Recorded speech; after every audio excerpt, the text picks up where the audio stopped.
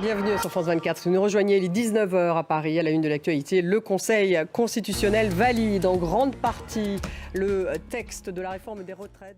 On va revenir sur la décision du Conseil constitutionnel sur la réforme des retraites, sur l'inculpation de ce jeune soldat américain responsable des fuites du Pentagone, sur les tensions entre Taïwan et la Chine et sur la visite de Lula à Pékin. C'est dans une dizaine de minutes. On l'attendait depuis plusieurs semaines, et bien c'est fait. La décision du Conseil constitutionnel est tombée et il valide en grande partie le texte de la réforme des retraites, dont le report justement à 64 ans. Donc première chose, pas de manifestation devant le Conseil constitutionnel, ça reste très calme parce que toute manifestation aujourd'hui était interdite. Et deuxième chose, on peut dire que Emmanuel Macron doit être satisfait ce soir.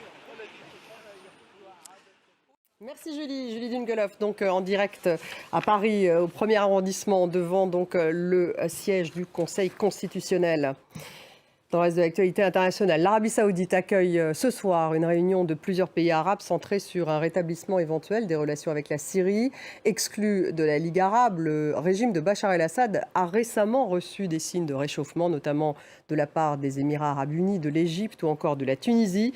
Mais le Qatar qualifie de spéculation des déclarations autour d'un retour de la Syrie au sein de la Ligue arabe. On fait le point. Direction les États-Unis où le jeune militaire de 21 ans soupçonné d'être à l'origine de la fuite des documents confidentiels américains a été inculpé aujourd'hui par la justice fédérale.